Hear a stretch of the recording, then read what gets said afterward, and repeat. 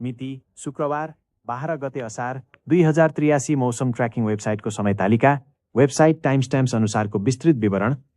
मौसम tracking website weather.com को आधिकारिक तथ्याङ्क र AI of AI प्रणालीद्वारा तयार पारिएको वास्तविक विवरण अनुसार विश्वभरि नै तापमान तीव्र रूपमा बढिरहेको छ। जनचेतना जगाउने उद्देश्यका साथ प्रस्तुत गरिएको यस विवरणमा वेबसाइटको समय तालिका अनुसार शुक्रबार 17:31 देखि शनिबार 1:02 सम्मको अवधिमा वैश्विक तापमान हिटम्यापले संसारका प्रमुख देश तथा शहरहरूमा अत्यधिक गर्मीको लहर देखाउँछ। यस मुख्य तथ्याङ्क अन्तर्गत नयाँ दिल्लीमा तापमान करिब 40 डिग्री सेल्सियस, कायरोमा 35 देखि 36 डिग्री सेल्सियस, म्याड्रिडमा 32 डिग्री सेल्सियस र काठमाडौँमा अधिकतम 29 डिग्री सेल्सियससम्म रेकर्ड गरिएको छ।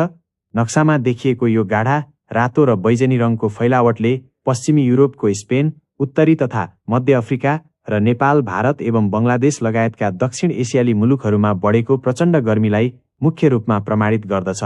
त्यसैगरी वेबसाइटको समय अनुसार शुक्रबार 17:01 देखि शनिबार 0:56 सम्मको अवधिमा सक्रिय आँधी र वर्षा राडारको तह सक्रिय देखिन्छ।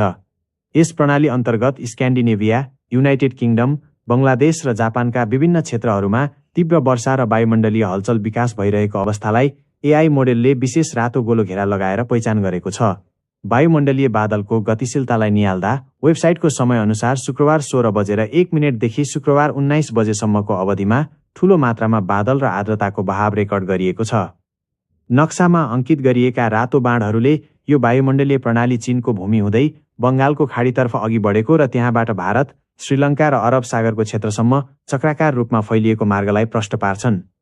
तसर्थ जब तपाईँ आफ्नो स्थानीय ठाउँमा निस्कँदा असाध्यै गर्मी महसुस गर्नुहुन्छ, तब यो कुरा बुझ्न आवश्यक छ कि यो केवल तपाईको वा तपाईको क्षेत्रको मात्र समस्या होइन।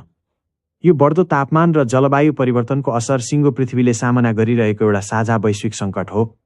weather.com जस्ता भरपर्दो अनलाइन माध्यमबाट सङ्कलन गरिएको यो वास्तविक तथ्याङ्कले हामीलाई सचेत रहन र विश्वको वर्तमान वातावरणीय अवस्थालाई गम्भीरतापूर्वक बुझ्न मार्गदर्शन गर्दछ। आफ्नो ख्याल राख्नुहोला।